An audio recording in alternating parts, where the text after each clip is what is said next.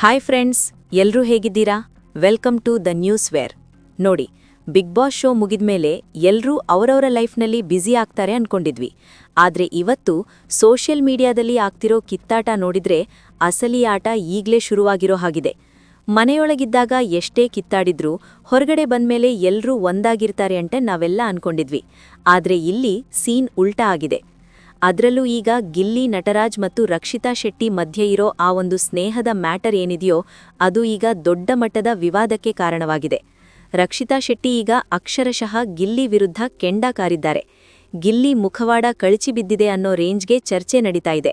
ಅಸಲಿಗೆ ಆ ದೊಡ್ಡಮನೆ ಹಬ್ಬದಲ್ಲಿ ಗಿಲ್ಲಿ ಮಾಡಿದ್ದೇನು? ರಕ್ಷಿತಾ ಯಾಕೆ ಇಷ್ಟೊಂದು ಹರ್ಟ್ ಆಗಿದ್ದಾರೆ?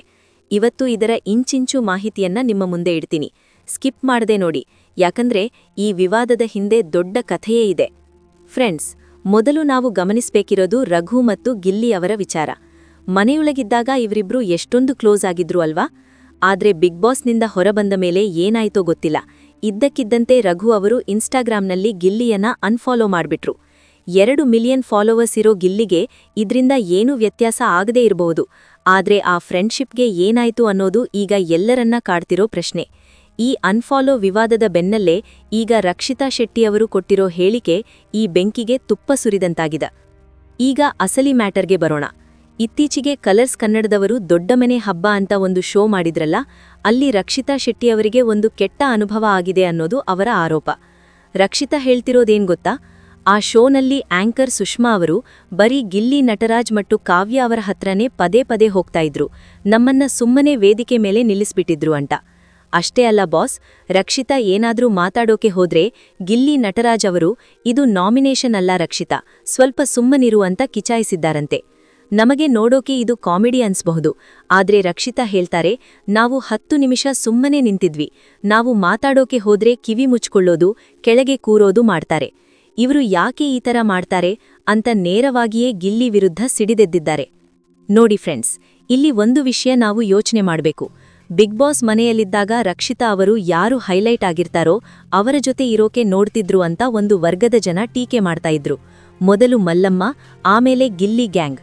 ಈಗ ಹೊರಗೆ ಬಂದ್ಮೇಲೆ ಗಿಲ್ಲಿಗೆ ಸಿಕ್ತಿರೋ ಈ ದೊಡ್ಡ ಮಟ್ಟದ ಪ್ರಚಾರ ನೋಡಿ ರಕ್ಷಿತಾಗೆ ಇನ್ಸೆಕ್ಯೂರಿಟಿ ಶುರುವಾಗಿದ್ಯಾ ಅನ್ನೋ ಡೌಟ್ ಕೂಡ ಇದೆ. ಆದ್ರೆ ರಕ್ಷಿತಾ ಅವರ ನೋವಲ್ಲೂ ಒಂದು ನ್ಯಾಯ ಇದೆ. ವೇದಿಕೆ ಮೇಲೆ ಹೋದಾಗ ಎಲ್ಲಾ ಸ್ಪರ್ಧಿಗಳಿಗೂ ಸಮಾನ ಅವಕಾಶ ಸಿಗ್ಬೇಕಲ್ವಾ?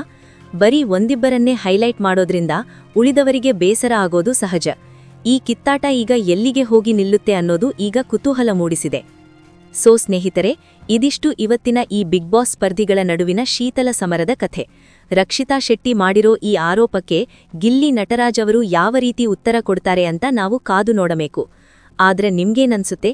ರಕ್ಷಿತಾ ಅವರು ಗಿಲ್ಲಿ ಮೇಲೆ ಮಾಡಿರೋ ಆರೋಪದಲ್ಲಿ ಸತ್ಯ ಇದೆಯಾ? ಅಥವಾ ಗಿಲ್ಲಿಯ ಜನಪ್ರಿಯತೆ ಕಂಡು ರಕ್ಷಿತಾಗೆ ಹೊಟ್ಟೆ ಕಿಚ್ಚು ಶುರುವಾಗಿದೆಯಾ?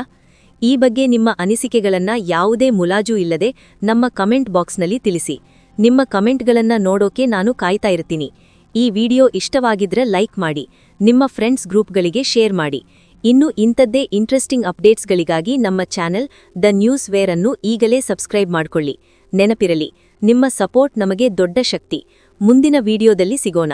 Take care. ಬಾಯ್.